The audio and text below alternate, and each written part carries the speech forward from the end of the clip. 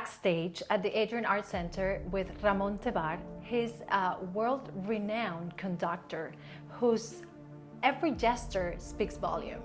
With a flick of his batoon, he brings an entire orchestra to life. So before he steps into the stage and leads Carmen, let's take a moment to meet the man behind the music. Muchísimas gracias, Ramón. De nada, un placer.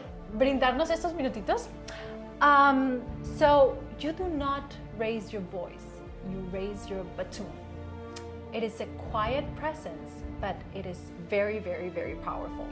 So when you are at the stage, in front of your orchestra, who is leading? The man, the musician, or the soul?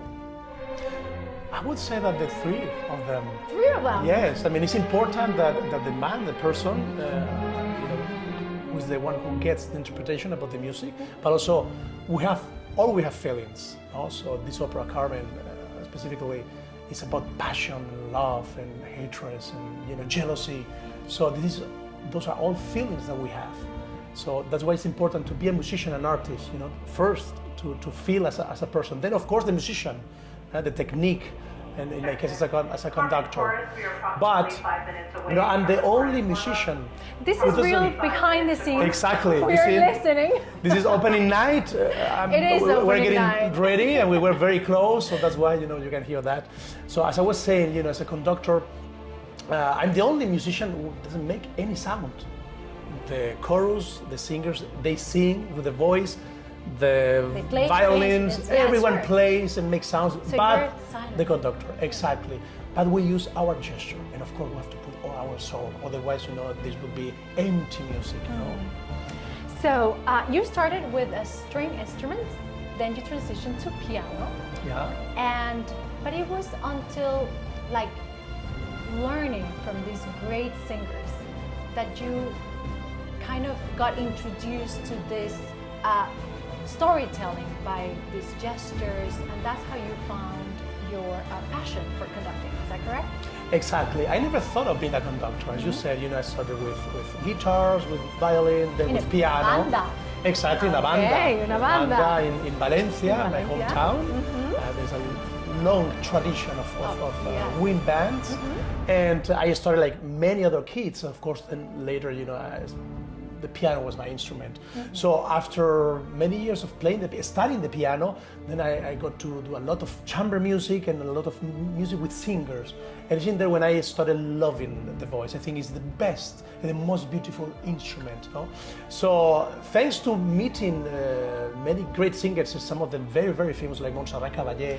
By the way, she's having birthday today. Exactly. Caballé would have been today her birthday. Yes. She passed away in 2018. I had a very close relationship with her, as well as with Teresa Berganza, and many other, Leonucci, Renata Scotto. So those singers taught me a lot about the breathing, the gestures, exactly. Like the storytelling through. Absolutely, And by playing the piano first with them, and they invited me to conduct the orchestra with them in concerts, then I started, in this world. And of course, opera is one of my loves, in music.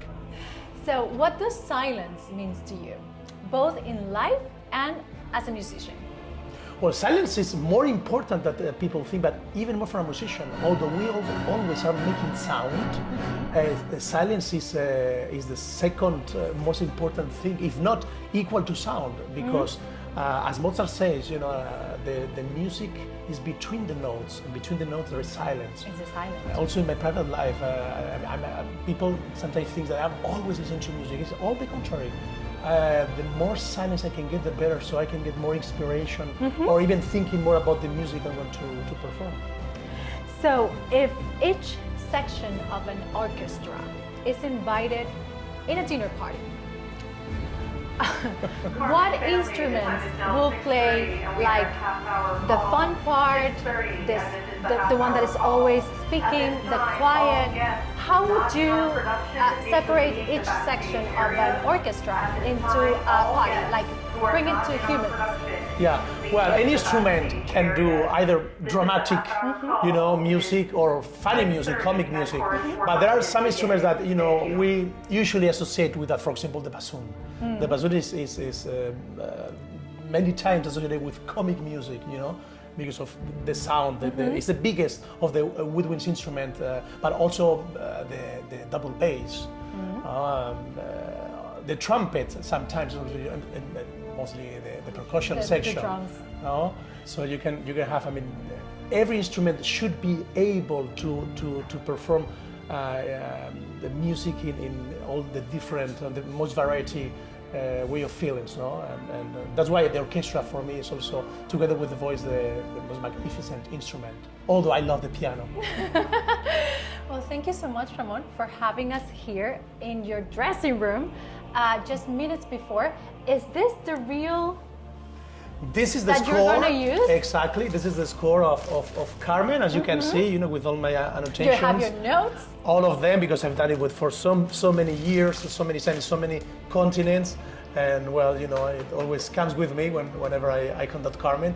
But the important thing also is to see that every time I have a new production, although I've studied this music so many times, I always find new things, no? And this is what I love about my job. Well, it is time. Let's make magic Yes. to the stage. Okay, Let's go. thank you so much. It has been a pleasure. Thank you for letting us be here. My pleasure.